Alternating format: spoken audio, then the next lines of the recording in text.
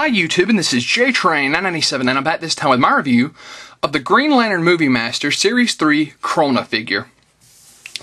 Now, as you can see here, Krona is a tall figure. The only Guardian we've gotten so far in the Movie Masters line. And he comes with one of the main legs, I guess, of Parallax, if that's what you can call that. And you can see on the back of the packaging here, he is number 7 in the line. And not a whole lot to say about the packaging since there's no real read-up, but Krona looks great. Let's pull him out. And here we have Krona out of packaging. Now, we can slide him back without him toppling over. We'll have a look at his piece of Parallax. Supposedly, these are going to be the main pieces that keep Parallax stable, almost like a leg. And you can see all the detail in that. It's actually nice they changed the piece up. It's one solid piece of plastic till you come down here, and it's unlike the others. It's not really a flexible, bendable piece. It just becomes translucent, and there's a ball joint. So, there's your piece of Parallax.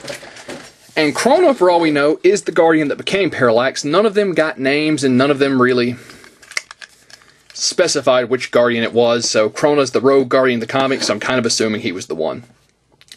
And my god, what a plain figure. There's really nothing at all exceptional about this guy. He looks nice, I'll give it to you. For a quick size comparison, which we might as well do now, we'll bring in the Series 1 Movie Masters Hal Jordan with mask. And as you can see, Krona's easily bigger than him. But there's just so little about this figure in general. We can zoom in on his face sculpt up here, which is actually pretty nice. He's got the big Green Lantern bling necklace on. As you can see down here, as the sleeves become translucent, they kind of have some glitter sprinkled around. As you can see there, up there it's hollow, and you pretty much just have to let him rest on these 3 prongs and hope he stays up, which it isn't that easy. And as far as articulation, his arms are on a ball joint.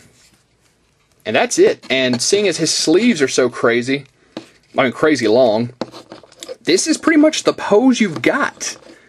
So, there you go. So, there's really nothing at all. Does his head have articulation? Yeah, his head does have articulation. A whopping 3 points on this guy.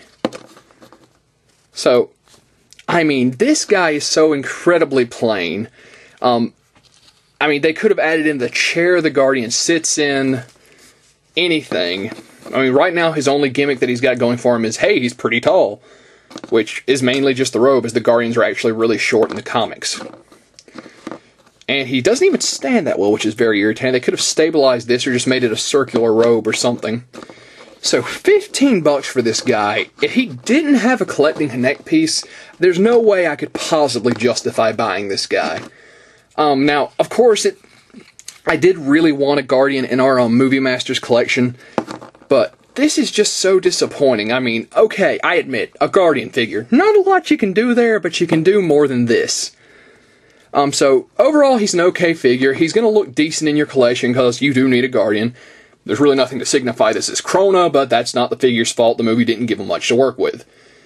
So, if you're a Green Lantern, a die-hard Green Lantern fan like myself, I would say go ahead and pick this guy up, but prepare to be underwhelmed. If you're a guy who's just trying to finish Parallax, buy the piece offline. And that being said, this is JTrain997, and I'll see you soon, YouTube.